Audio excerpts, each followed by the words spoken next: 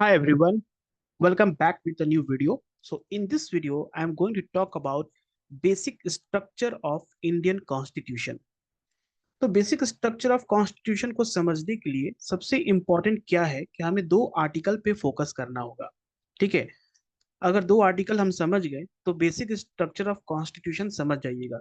सबसे पहले हम लोग बात करेंगे आर्टिकल 13।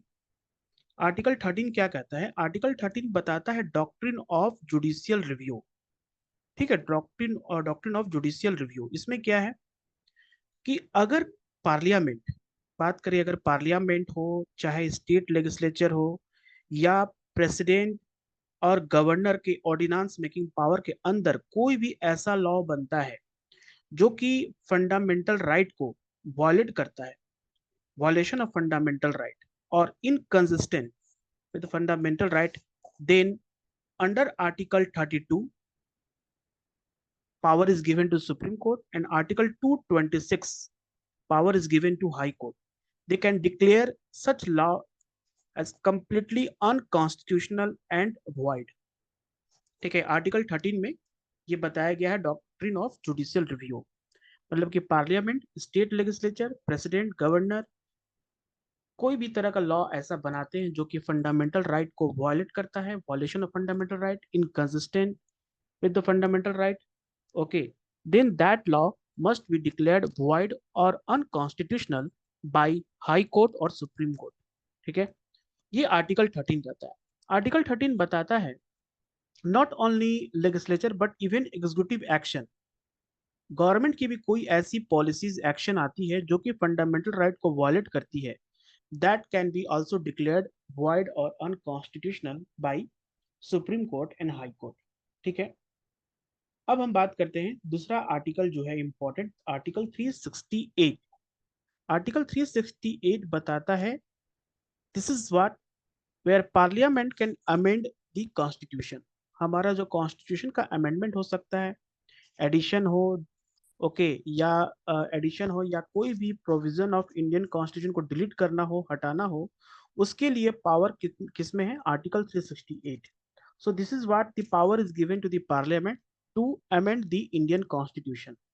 अब ये दोनों आर्टिकल आपस में कंट्रोवर्सी होते हैं। ठीक है, from the beginning of Indian Constitution, जैसे Indian constitution came into force on 26 जनवरी 1950, उसके बाद से फर्स्ट कॉन्स्टिट्यूशनल अमेंडमेंट एक्ट जो आता है, वहीं से ये सबसे बड़ा एक क्वेश्चन मार्क उठता है क्या कि पार्लियामेंट के पास पावर है फंडामेंटल राइट को अमेंडमेंट करने का, या फंडामेंटल राइट के किसी प्रोविजन को डिलीट करने का, और क्या वो लॉ अंडर आर्टिकल 13 के अंदर आता है या नहीं आता है।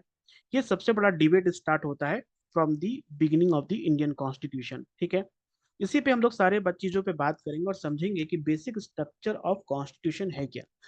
एक बात और यहाँ पर समझ लें कि ये बेसिक स्ट्रक्चर जो है, दिस इज नॉट ना mention anywhere in the constitution. ये कहीं भी कॉन्स्टिट्यूशन और हमारे संविधान में कहीं भी इसके बारे में लिखा हुआ नहीं है। ठीक है, ये हमारे सुप्रीम कोर्ट के जजमेंट के थ्रू आया है कि some part of the Indian constitution should be called as basic structure. Basic structure का मेन ऑब्जेक्टिव यही है कि पार्लियामेंट अंडर आर्टिकल 368 कुछ ऐसे प्रोविजन के साथ छेड़छाड़ ना करे जो कि बेसिक स्ट्रक्चर ऑफ हमारा कॉन्स्टिट्यूशन है।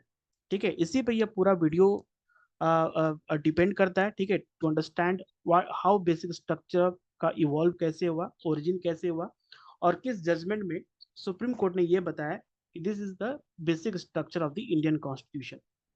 तो सबसे पहले बात करेंगे यहाँ पर इनैक्टमेंट ऑफ द कॉन्स्टिट्यूशन। जैसे ही हमारा कॉन्स्टिट्यूशन इनैक्ट हुआ था, तो इसमें हम लोग हिस्टोरिकल बैकग्राउंड देख लेते हैं। सो जैसे कि आपको पता है कि doctor B.R. Ambedkar was the chairman of the okay constituent assembly. Okay, so he introduce the final draft of the constituent assembly on November 4, 1948। तो थ्री रीडिंग हुआ। ठीक है, जब हमारा कॉन्स्टिट्यूशन लिख कर तैयार हो गया, तो जब इंट्रोड्यूस हुआ in constituent assembly, it passes through three reading. Okay, जो पहला रीडिंग हुआ वो कब हुआ? November 4, 1948। The assembly had general discussion on it for 5 days। 5 दिन तक जो भी हमारे कॉन्स्टिट्यूशन में प्रोविजंस दिए गए थे, जो भी बातें लिखी गई थी, आर्टिकल्स ऐड किए गए थे, उनके ऊपर डिस्कशन 5 दिन तक चला, टिल November 9 1948, ठीक है। उसके बाद सेकेंड रीडिंग स्टार्ट होता है कब? Clause by clause consideration start on November 15 1948 and ended on October 17 1949, लगभग कह सकते हैं 1 ईयर्स तक। यहाँ पर क्या हुआ? Clause by clause, okay, means each and every provision. जैसे बात करें पार्ट वन में दिया हुआ है यूनियन टेरिटरी के बारे में दिया हुआ है, तो यूनियन टेरिटरी में आर्टिकल 1 क्या कहता है, आर्टिकल 2, आर्टिकल 3, आर्टिकल 4। फिर उसके बाद part 2 is talk about citizenship, part 3 is talk about fundamental right. Fundamental right के सारे आर्टिकल्स को क्लॉज बाई क्लॉज डिस्कशन किया गया, और ये लगभग 1 साल का समय लगा इस पूरे क्लॉज को डिस्कशन करने में, जो कि 15 नवंबर को स्टार्ट हुआ और अक्टूबर 17 1949 को जाके एंड हुआ। Now, during this stage, total number of 7,653 amendment were proposed. कितने अमेंडमेंट प्रपोज किए? 7,653 अमेंडमेंट। मतलब कि जो ओरिजिनल कॉन्स्टिट्यूशन लिखा गया था उसमें 7,653 नए प्रोविजंस, मतलब कि चेंजेस लाने हैं। And 2,473 were actually discussed in the assembly. Out of 7,653 जो भी प्रोविजंस थे उसमें टोटल 2,473 ही सिर्फ डिस्कस किए गए। The third reading of the draft started on November 14 1949। जो थर्ड रीडिंग था वो स्टार्ट कब हुआ? नवंबर 14 1949। Now doctor B R Ambedkar move the motion the constitution as settled by the assembly be passed. Okay, इस मोशन का नाम था the constitution as settled by the assembly be passed by, this was move by doctor B R Ambedkar. Now, the motion on draft constitution was declared as passed on 26 November 1949 and received the signature of the member and the president. तो अब ये जो date आप देख रहे हैं 26 November 1949, यही date आपको प्रियम्बल में भी देखने को मिलेगा। इन प्रियम्बल में भी आप देखोगे 26 नवंबर 1949 का डेट है, जिस दिन हमारा जो कॉन्स्टिट्यूशन था उसको अडॉप्ट किया गया था, ठीक है। And receive the signature of the member of the president.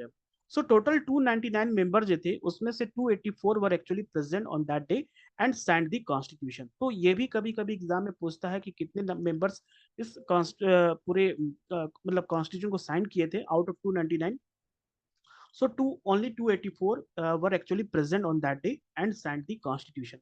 Now this is also the date mentioned in the preamble as the date on which the people of India in the Constituent Assembly adopted, enacted and gave themselves this constitution. तो ये basic background आपको समझना होगा कि जिस समय Indian constitution का frame किया गया, जिस समय लिखा गया था, उस समय वो पूरी तरह से मतलब परफेक्ट नहीं था। There are lot of changes were required. Okay, जैसे कि आप देखो जब सेकेंड डिस्कशन जब क्लॉज बाय क्लॉज हुआ तो उसमें 7,653 अमेंडमेंट की बात की गई, जिसमें से टोटल 2,473 अमेंडमेंट ही डिस्कस हुआ।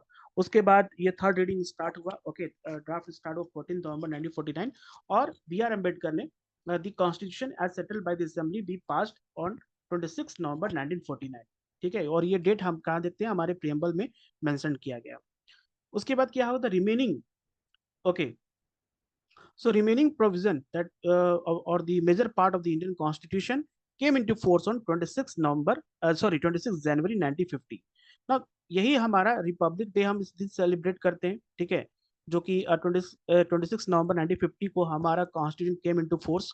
This day is referred to as constitution as the date of its commencement. So maybe in prelims they will ask you which of the following date is called date of its commencement of the Indian Constitution. So it is 26 January 1950 and celebrated as Republic Day. Now 26 January was especially chosen the date of commencement of the Constituent Assembly because of historical importance. आपको historical importance को जानना होगा यहाँ पर, जैसे कि आपको पता है कि लाहौर सेशन जो हुआ था, ओके, 1929 में, ठीक है। So in on this day 1930 that पूर्ण स्वराज डे वाज सेलिब्रेटेड। 1929 में लाहौर सेशन हुआ था, जिसके जो चेयरमैन थे उस समय, जो कांग्रेस के जो सेशन को चेयरमैन थे वो थे जवाहरलाल नेहरू, और उन्होंने कहा था कि आने वाले नेक्स्ट ईयर 26 जनवरी 1930 all over the India we will celebrate as a independence day. Okay, और Purna Swaraj day will celebrate, इसलिए 26 जनवरी को चूज किया गया है। Okay, that day our constitution came into force, ठीक है। इतना बात क्लियर है। उसके बाद हम लोग बात करेंगे कि genesis of Indian, okay, genesis of this basic structure of Indian constitution. तो बेसिक स्ट्रक्चर का जन्म कैसे हुआ? तो the question whether the fundamental right can be amended by the parliament under article 360 came for consideration of the supreme court during the year of the constitution coming into force. So article 368, जैसे मैंने बताया, article 368 में क्या power दिया गया है कि parliament के पास पावर है कि parliament have power to amend any of provision of the Indian constitution. Parliament के पास पावर है किसी भी हमारे संविधान के किसी भी ऐसे पार्ट्स हो या आर्टिकल्स को अमेंडमेंट किया जा सकता है, उसको डिलीट किया जा सकता है, या उसमें कुछ नई चीजें जोड़ा जा सकता है। तो क्या ये आर्टिकल 368 पार्लियामेंट को पावर देती है फंडामेंटल राइट को अमेंडमेंट करने के लिए या नहीं? So this question was arise in the first case called Shankari Prasad versus Union of India in 1951. 1951 में ये केस फर्स्ट टाइम अराइज हुआ. So इस केस में first constitutional amendment act like 1951 was challenged. Okay, that first amendment act 1951 which curtailed the right to property was challenged. Okay, right to property को हटाने के बात की गई. Right to property was challenged. Okay, तो supreme court इसमें अपना decision ये देता है कि parliament to amend the constitution under article 368 also include the power to amend the fundamental right. तो फर्स्ट जो है शंकारी प्रसाद केस यूनियन ऑफ इंडिया, उसमें सुप्रीम कोर्ट का जजमेंट ये आता है कि parliament under article 368 can amend the provision of the fundamental right, fundamental right को भी अमेंडमेंट कर सकता है. ओके, और ये जो भी अमेंडमेंट होगा, मतलब deletion addition of any of the provision of the fundamental right, that will not count as a law in under article 13. क्योंकि आर्टिकल 13 क्या कहता है? जुडिशियल रिव्यू पावर देता है.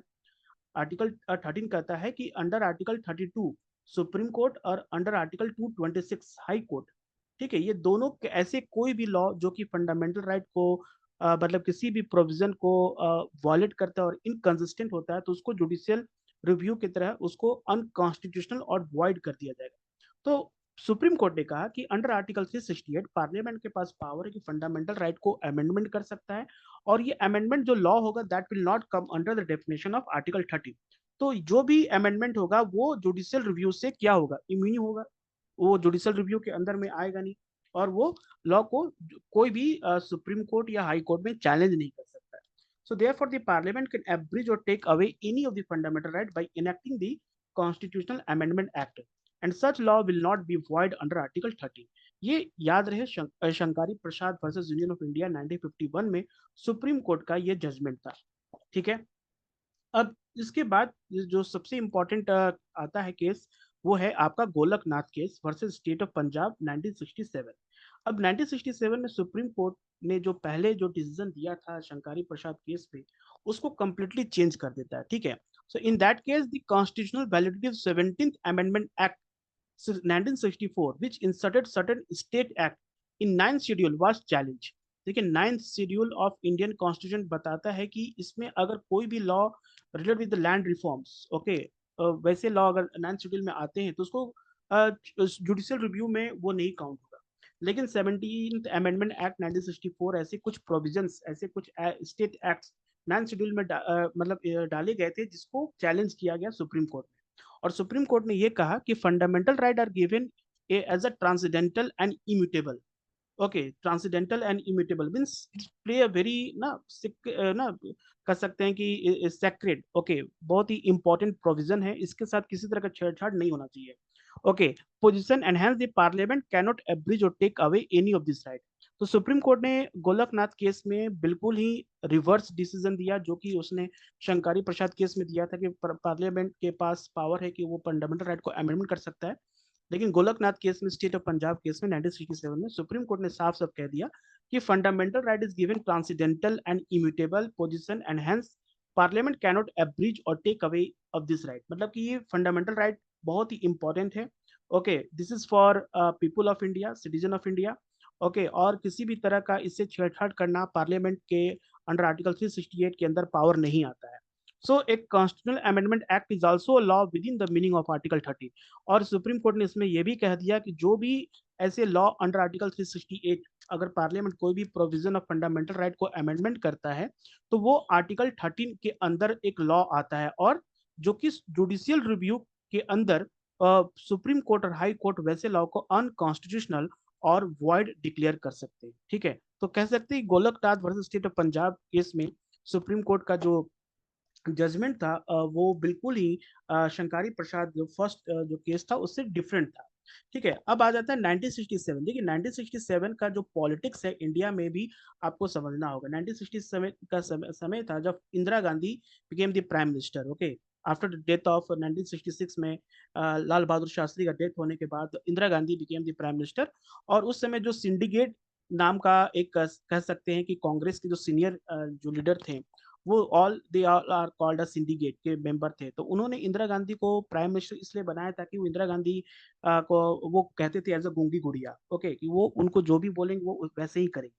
लेकिन Indira Gandhi wanted to prove herself. Okay, उन्होंने कांग्रेस के जो भी एक छवि था जो 1967 के इलेक्शन में देखने को मिला था, बहुत ही कम सीट कांग्रेस को मिला था लोकसभा के इलेक्शन में, तो she wanted to gain again okay ना trust of the people of India. वो कांग्रेस का जो एक लिगेसी था उसको फिर से गेन करना चाहती थी, और वो इसलिए बहुत सारे प्रो पुअर प्रोग्राम स्टार्ट की थी। ओके, कि बहुत सारे गरीबों के लिए, हित के लिए, जैसे nationalisation of bank, okay, abolition of Privi purse, okay, जो भी जमींदार और प्रिंसली स्टेट के जो राजा थे उनको जो भी इम्यूनिटीज दी गई थी, जो भी उनको मतलब अधिकार दिया गया था, वो सारी चीज को खत्म कर रही थी ताकि इक्वालिटी को मेंटेन किया जाए और वीकर सेक्शन ऑफ सोसाइटी को अपलिफ्ट किया जाए।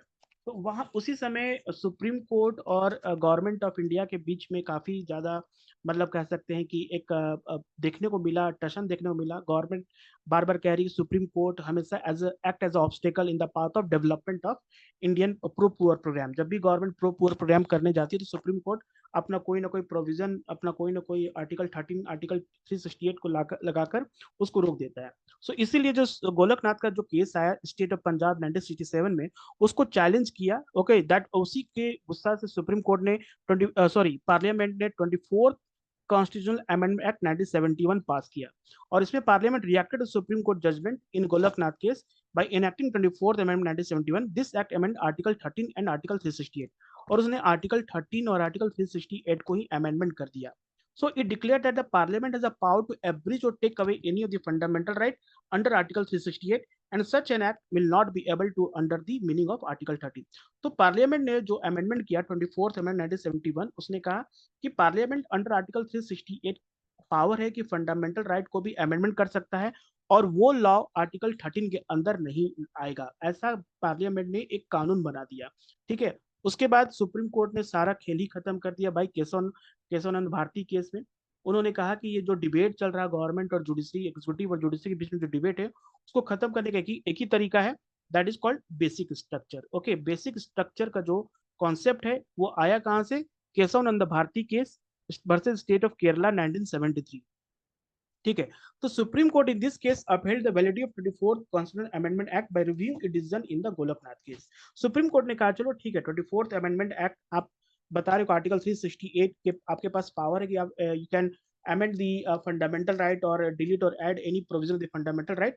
ठीक है, चलो मानते हैं ये चीज को, लेकिन आप जो आर्टिकल 13 कहते हो कि आपका जो भी लॉ है वो चैलेंज नहीं होगा सुप्रीम कोर्ट में, तो ये गलत है, क्योंकि जुडिशियल रिव्यू जो है हमारा बेसिक स्ट्रक्चर है। Okay, so, however, Supreme Court held that the Parliament has the power to amend any provision of the Constitution, but doing so, the basic structure of the Constitution is to be maintained. अब अब supreme court ने एक नया concept ला दिया, basic structure, जो कि completely मतलब कह सकते हैं कि पार्लियामेंट और गवर्नमेंट काफी शॉक हो गए, मतलब सोचने लगे कि ये बेसिक स्ट्रक्चर क्या है। और ये सुप्रीम कोर्ट किसको बेसिक स्ट्रक्चर, मतलब इस पे क्लियर नहीं हो पाया कि हाँ, जैसे कि हो सकता है कि आर्टिकल 14 को कह दे कि हाँ बेसिक स्ट्रक्चर आप इसको चेंज नहीं कर सकते हैं, आर्टिकल 25 बेसिक स्ट्रक्चर। तो सुप्रीम कोर्ट ने ऐसा कुछ बताया नहीं, बोला कि बेसिक स्ट्रक्चर को आप टच नहीं कर सकते हो। सवाल उठने लगे व्हाट इज बेसिक स्ट्रक्चर, ऐसा कौन सा बेसिक स्ट्रक्चर है जिसको पार्लियामेंट अंडर आर्टिकल 368 अमेंडमेंट नहीं कर सकता है? तो सुप्रीम कोर्ट ने अपने वेरियस जजमेंट में वो सारे प्रोविजंस के बारे में बताया है। This means that the parliament cannot abridge और take away of fundamental right that form the basic structure of the constitution. Okay, तो यहाँ पर बेसिक स्ट्रक्चर कॉन्सेप्ट आ जाता है, मतलब parliament under article 368 you can amend any provision of the constitution including the fundamental right, but you can't touch basic structure of the constitution. Now the court propounded that what has come to be known as basic structure of the constitution. So this is a landmark judgment, being that every provision of the constitution could be amended, but this amendment can be subject to judicial review to assert the basic structure of the constitution remain intact. और supreme court ने कहा कि basic structure जो है, मतलब judicial review जो है under article 13 और under article 32 and article 226 of the high court, ये जुडिशियल रिव्यू हमारा बेसिक स्ट्रक्चर है, और सारे लॉ को हम जुडिशियल रिव्यू के अंदर में आता है, अगर कोई भी ऐसा लॉ है that is not good for the fundamental right or violation of the fundamental right, that must be okay declared unconstitutional and void by the Supreme Court and High Court. उसके बाद प्रोविजन, उसके बाद debate मतलब कह सकते हैं कि executive judiciary का खत्म नहीं होता है। इंदिरा नेहरू गांधी केस 1975, ओके 1975 का जो इमरजेंसी वाला केस था। Now the doctrine of basic structure of the constitution was reaffirmed and applied to supreme court Indira Gandhi case 1975। 1975 में पता है इमरजेंसी लगा था, ठीक है। तो इंदिरा गांधी केस में सुप्रीम कोर्ट ने फिर से वही बताया कि बेसिक स्ट्रक्चर के बारे में बताया। और 39 ओके उन्होंने सुप्रीम कोर्ट ने invalidate the provision of the 39 constitutional amendment 1975 which kept the election dispute involving prime minister and the speaker of the लोक सभा outside the जुडिक्शन of the court. जो 39th अमेंडमेंट एक्ट 1975 था, आपको पता है कि जो 1971 का इलेक्शन है उसको चैलेंज किया गया था इलाहाबाद हाई कोर्ट में। ओके इलाहाबाद हाई कोर्ट में इस बात को चैलेंज किया किया था कि इंदिरा गांधी अपना जो गवर्नमेंट ऑफिसर्स हैं एडमिनिस्ट्रेटिव पावर को यूज की थी इलेक्शन में, ठीक है। तो उसी को चैलेंज किया गया था। ओके इलाहाबाद हाई कोर्ट में, इलाहाबाद हाई कोर्ट में जब जजमेंट दिया था इंदिरा गांधी के अगेंस्ट में, ठीक है, कि इंदिरा गांधी को मतलब गिल्टी पाया गया था कि yes she used her okay administrative power in election. तो उसके बाद इंदिरा गांधी ने 39th अमेंडमेंट एक्ट 1975 को पास किया था और उसमें कहा था कि जो भी प्राइम मिनिस्टर हो, स्पीकर का अगर कोई भी इलेक्शन का डिस्प्यूट हो, that will not come under judicial review. और इसको सुप्रीम कोर्ट ने कंप्लीटली इनवैलिडेट कर दिया, उसका कहा कि ये बिल्कुल लागू नहीं होता है। Okay the court said that this provision was beyond the amending power of the parliament as it affected the basic structure of the constitution. उस कोर्ट ने कहा दिया कि provision was beyond the amending power, ये amending power के beyond में आता, उसके अंदर में नहीं आता, और this completely affect the basic structure of the constitution because judicial review is the part of basic structure. उसके बाद 42nd अमेंडमेंट एक्ट 1976 आता है, ठीक है, जो कि इमरजेंसी के समय पास होता है। इसको मिनी कॉन्स्टिट्यूशन भी कहा जाता है क्योंकि बहुत सारे प्रोविजंस इसमें चेंज किए गए थे। Again the parliament reacted to this judicial innovated doctrine basic structure by enacting 42nd amendment 1976। और इसमें क्या किया, it amend the article 368 and declared that there is no limitation on the constitutional power of the parliament and no amendment can be questioned in any court on any ground including that contravention of any of the fundamental right। Supreme parliament ने जो 42nd amendment पास किया उसमें साफ साफ कहा कि article 368 के पास पूरा पावर है। Okay there is no limitation, कोई लिमिट ही नहीं है इसके पास, कुछ भी ऐड कर सकता है, कुछ भी डिलीट कर सकता है parliament. Okay even fundamental right को भी खत्म कर सकता है, सस्पेंड कर सकता है। और ये कभी भी ये जो करेगा, जो लॉ बनाएगा, that will not okay consider as under article 13 as a law and not challenge in any of the court. Okay तो 42nd अमेंडमेंट 1976। उसके बाद मिनर्वा मिल केस जो आता है यूनियन ऑफ इंडिया 1980, इसमें भी सुप्रीम कोर्ट ने अपना जजमेंट देते हैं।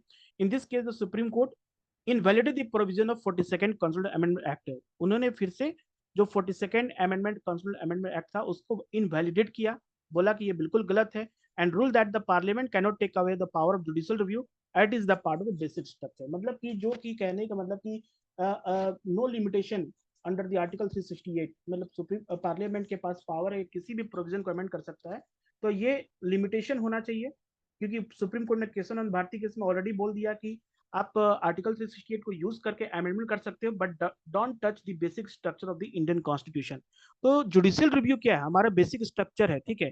ये कैसे नहीं हो सकता कि अगर आप ऐसा कोई लॉ बनाओ पार्लियामेंट में और जो कि फंडामेंटल राइट को तोड़े, फंडामेंटल राइट को मतलब सिटीजन्स के राइट्स को वायलेट करेगा, ठीक है, डोमिनेट करेगी, गवर्नमेंट डोमिनेट करेगी, ऑथोरिटेरियन गवर्नमेंट बनेगी, तो उसको कैसे नहीं चैलेंज किया जाए और उसको कैसे नहीं अनकॉन्स्टिट्यूशनल और वॉइड डिक्लेयर किया जाए under judicial review. Then Vaman Rao versus Union of India 1981, again in Vaman Rao versus Union of India 1981 में supreme court doctrine of the basic structure को दिया और क्लैरिफाई किया it would apply to the constitutional amendment enacted April 24 1973। उन्होंने कहा कि अप्रैल 24 1973 के बाद जितने भी कॉन्स्टिट्यूशनल अमेंडमेंट एक्ट लागू होंगे उन सारे पे जुडिशियल रिव्यू लगेगा। Okay and that will be seen as a basic structure. अगर 24 अप्रैल 1973 के बाद पार्लियामेंट ऐसा कोई भी लॉ पास करता है जिसमें फंडामेंटल राइट को अमेंडमेंट किया जाता है या डिलीट किया जाता है तो वो उस पर बेसिक स्ट्रक्चर के पॉइंट ऑफ व्यू से देखा जाएगा and that law will be declared as unconstitutional and void. तो Indira Sawhney case versus union of India 1992 जिसमें मंडल कमीशन को चैलेंज किया गया था, इसमें भी सुप्रीम कोर्ट ने कहा कि rule of law is the basic structure of the constitution. Okay ये सारे जजमेंट आपको याद रखने, ठीक है, जिसमें सुप्रीम कोर्ट ने क्या क्या प्रोविजन दिया बेसिक स्ट्रक्चर का। दूसरा बात करेंगे यहाँ पर ओके कियोतो होलोहन केस 1993 में, इसमें भी known as anti defection case और डिफेक्शन केस के नाम से वेरी पॉपुलर है। Supreme court added free and fair election, free and fair election is a basic structure, sovereign is a basic structure, democratic republican structure, ये all are the part of the basic structure of the constitution। मतलब sovereignty, India का जो sovereignty है उसके साथ कोई छेड़छाड़ ना होना चाहिए। जो डेमोक्रेटिक है, पार्लियामेंट्री फॉर्म ऑफ डेमोक्रेसी, उससे ना छेड़छाड़ हो। Republican means president or leader is chosen by the people, this is also basic structure of the Indian constitution। Then SR Bommai versus union of India 1984 में भी सुप्रीम कोर्ट ने कहा federalism, secularism and democracy are the basic structure of the Indian constitution। Federalism means division of power between center and state, okay, every religion should be given respect, is also basic structure, democracy is a basic structure। Now let's talk about the what are the element of basic structure। So present position is that Parliament under Article 368 can amend any part of the Constitution, including the fundamental right, but without affecting the basic structure of the Constitution, because it's very debatable कि क्या basic structure है। अगर parliament के पास power है fundamental right को amendment करना, तो बेसिक स्ट्रक्चर को ना टच करे, ठीक है। बेसिक स्ट्रक्चर है क्या? However supreme court yet to define और clarify what concern the basic structure of the constitution. अभी तक सुप्रीम कोर्ट ने ये डिक्लेयर नहीं किया कि what is the basic structure of Indian constitution. From various judgment following has emerged the basic structure of the constitution, okay, element component including the basic structure of the constitution। तो बहुत सारे ऐसे provisions हैं जिसमें basic structure के बारे में बताया गया, जैसे कि आप देख सकते हैं यहाँ पर कुछ 20 ऐसे प्रोविजंस है, like supremacy of the constitution is basic structure, sovereign democratic Republican nature of the Indian constitution, Indian polity, okay, secular character of the constitution, separation of power between legislature, executive and judiciary is also basic structure, federal character of the constitution, unity and integrity of the nation, welfare state, that is socio-economic justice, judicial review, freedom and dignity of the individual, parliamentary system, the rule of law, harmony and balance between fundamental right and directive principle, okay, principle of equality, free and fair election, independence of judiciary, limited power of parliament to amend the constitution, principle underlying the fundamental right, power of Supreme Court under Article 32, 136, 141, 142, power of High Court under Article 226 and 227। तो अभी तक supreme court ने ये बताया ये सारे क्या है basic structure of Indian constitution. मतलब कि ये provision completely immune, they are all immune from, okay, under from article 368, ठीक है। अंडर आर्टिकल 368 पार्लियामेंट इन सारे प्रोविजन को टच नहीं कर सकता, ठीक है, cannot amend because these all are the part of the basic structure of Indian constitution, okay। So I hope this video help you to understand the basic structure of Indian constitution। तो इस channel के साथ बने रहें, हम लोग और video जो कि GS point of view, politics है और अदर सब्जेक्ट्स है उस पर हम लोग वीडियो बनाकर अपलोड करेंगे। Thank you everybody.